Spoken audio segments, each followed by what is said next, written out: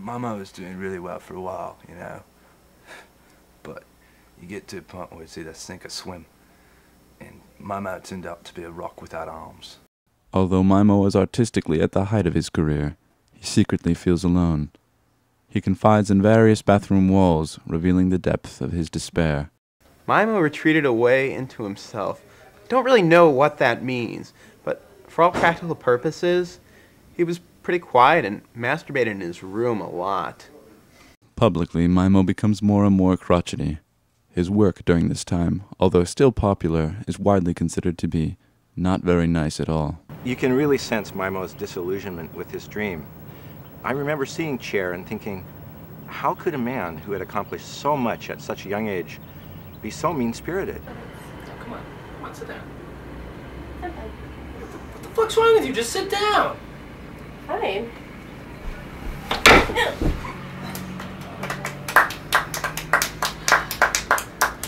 This ornery flavor to his pieces grows and grows until finally it culminates in When I Am a Sparrow.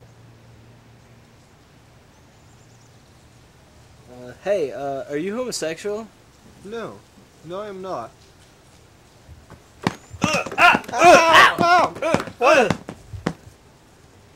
In part to cope with his loneliness, Mimo strikes up a friendship with Boodles, a bottle of gin with eyes and a mouth made from Play-Doh.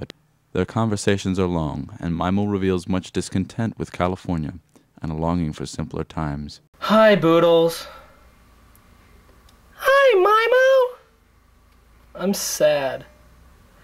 Oh, Mimo, don't be sad. You have caring friends that love you. Like me. Now why don't you pop off my top and take a deep swig of my friendship? It is a lifestyle that cannot be sustained. On the night of May 6, 1998, Mimo's world comes crashing down around him. Mimo and the entourage and I would gather regularly for creative sessions, where we'd often drink extremely heavily. On this particular occasion, Mimo had been feeling very depressed all day and had been talking with Boodles for several hours before the creative session even began. By the time we found him slumped over in the corner, he was near dead. As Jonathan Fuck used to say, this is how my ancestors must have felt after a long, hard day of work. Actually, the name's Fallsmith. I used to say, like, this is fucked all the time. That was sort of, how I got that. But so, yeah, this one time, Mimo was just kind of lying on the floor, which wasn't really that unusual at the time, and he was kind of just making this gurgling noise, like, gah, which wasn't really that unusual either. So I was staring at him for a while, nothing new here, but then I realized that he was probably just not okay, really. So I grabbed Barbara and, we tried to, kind of get him back to consciousness, but nothing happened. So I said, Barbara, go get a camera, and I went and grabbed some women's undergarments, and some panties and stuff. And, well, yeah, at first we just kind of laid the panties on top of his clothes, but, he was so out that we realized we'd have a little more flexibility. Jonathan, Barbara, and various other members of Mimo's entourage managed to completely undress him and slip into the revolutionary comfort and luxury of a microfiber bra and some panties. Up until that point, things had been pretty tense, and I remember right around then he almost woke up, and he kind of started grunting and twitching, and then he said something like, Mummy said go-go, Mummy said go-go. And we were like, what? Who's Mummy? Mummy say what?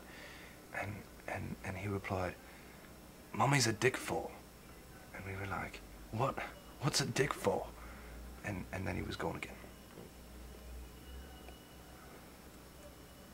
At this point, Mimo has a full face of makeup and a condom on each finger.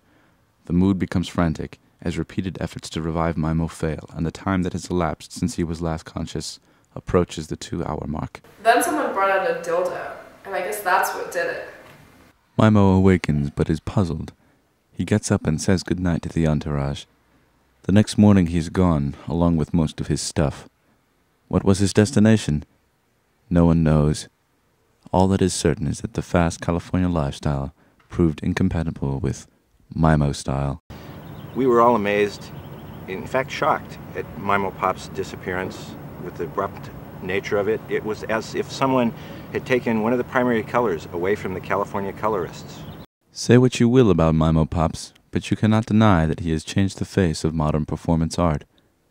Even if Mimo never returns to the California art community, he will be regarded as a groundbreaking master, a genius of wit.